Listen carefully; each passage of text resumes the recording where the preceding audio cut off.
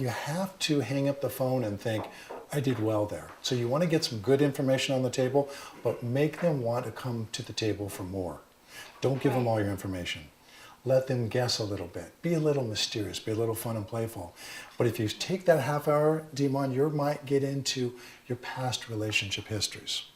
Why you joined the agency. Because you've got the time to do it. If you're sitting on the phone, it's easy to do so.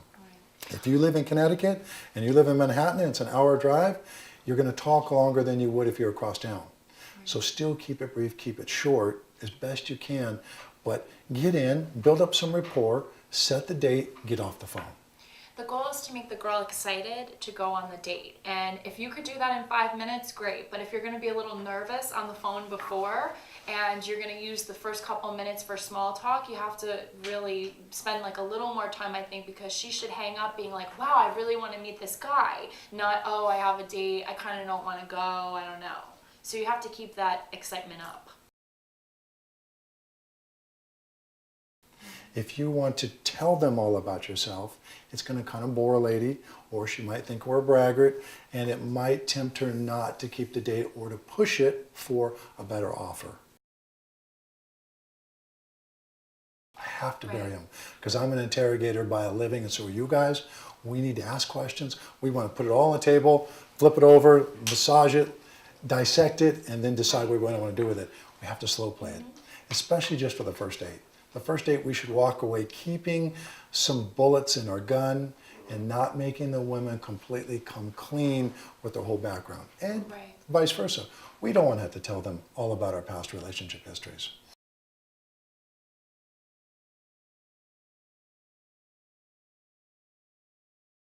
You always want a woman to think that you're going this way, never this way, and never this way. And I've seen guys on dates say, I used to have a motor court full of cars and I had that big house, but I don't need that anymore. Now I'm simplifying my lifestyle and I feel so much better about myself. What does this tell a woman? Yeah, he's going to be frugal. He has been. If she got the big house and now you're in a condo, don't you think she wants to live in the big house too? So never, ever, ever share. If you gave the ex the big house and now you got an apartment in Tribeca, don't want to bring that up. It's a bad thing. You always want it to be equal and you want to be successful. So not talking about money really helps. Not talking about a big bonus or I lost money here, I'm thinking about investing there. It just never comes out the way I think we want it to come out. Never talk about politics. Doesn't matter. Just don't talk about politics. Women are more lackadaisical on politics than men are. Not always. But you're just inviting a fight. Never talk about health problems. As I see clients get older, they talk about health problems. And if you ever sit around, a condominium complex with 70-year-olds, all they talk about is, my knee hurts, I got to get this shoulder, what do you think of this, I got a lump over here. And even our parents, they're always talking about, as soon as you get on the phone with mom and dad, how you feeling? Oh, I'm a little achy, a little this, a little that. So you always want to say, wait, even if you just had knee surgery and you're walking fine, why share it? It doesn't help you. If it doesn't help, it hurts. Family issues in general, custody problems. You've got a bad aunt. You've got a brother that you're estranged from. You haven't talked to your father, your mother. It's so much laundry for anything before intimacy or 3 or 6 months. You should just always avoid that. The reason why this is so important, and this will come up, is because women want to know, are you wasting my time? How many dates do I need to put in before I find out what's your true agenda? Do you want something serious? Do you want something casual? Are you here to fool around? My time is valuable. What do all women 25 to 42 want? All women 25 to 42. Number 1, marriage. Number 2, children. And yes, I went up to 42. I sit down with 42-year-old women every day that want to have kids. They haven't yet, but they're going to. Women below 25, they're lackadaisical about it. So 25 to 42. So if they're closer to 42 or some even closer to 30, they think, how much time do I have to put in here to find out what his real intentions are? So I say on the first or second date, if it comes up in conversation, tell them what you're really looking for in a partner. And the answer is, I'm looking for a serious committed relationship. How about you? Simple, clean sweep.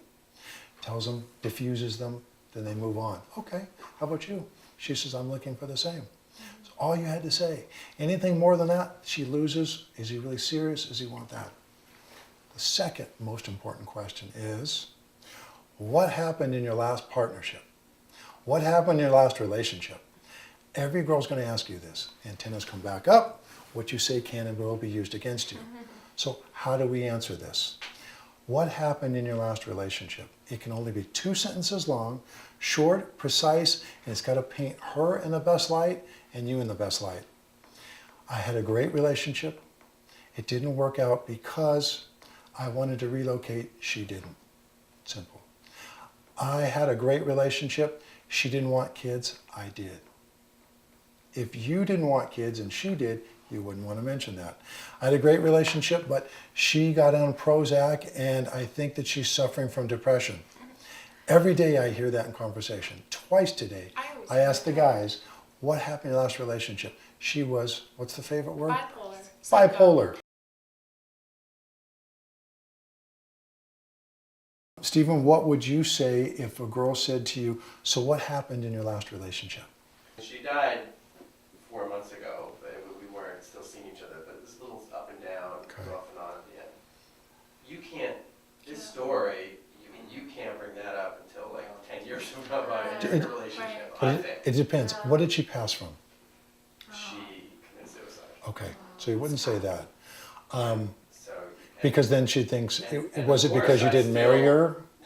Right, I mean, is it ever because, people commit suicide Agreed. because they're gonna commit suicide. agreed. Right. So that's a real game-changing story, you can't get into that. Agreed. Yeah, and then he can be mistakenly taken for it was somehow his fault when Agreed. he's completely blameless. Agreed. I might say I had a beautiful relationship for 5 years, but she passed. And that was, and then volunteer.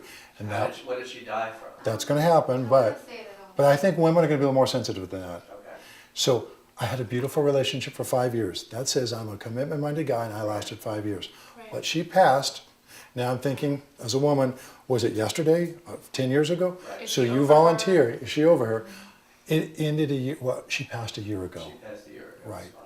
So Did you marry her? Were you married? we- You were with each other 5 years, how come you weren't married? we didn't get to that stage. Okay. We didn't get to that stage. Yeah, you can't be argumentative, and you can't be secretive. So we just didn't get to I that stage. assume that if a woman hears that she died, that she's gonna probably just like stop asking questions Right. about that. Right. She's gonna think. It's a sensitive She's gonna issue. think Oh, how come you didn't marry her? an illness. Right. It's sort of like the horse already left the I Right. think that one of the most important things when the ex conversation comes up is to move off of it quickly so that Right. the date doesn't take a negative Switch turn gears, and yes. the energy is down. Excellent. So yeah, I mean, no matter what they say, you can't just say anything. You don't want to bring that up. But if they can recover and they can get the rapport going again and just not stay on that topic, that's the Right. most important thing. It can't ruin the date. I mean, some women would be understanding of that Right. and would just be like, oh, and just would say, wow, I'm sorry to hear that. And Right. then that would be it. We are the nation's most exclusive matchmaking agency for men seeking the extraordinary rather than the ordinary. We are the nation's only male-owned introduction agency, and we get it. The only thing more impressive than our female clients is our remarkable results.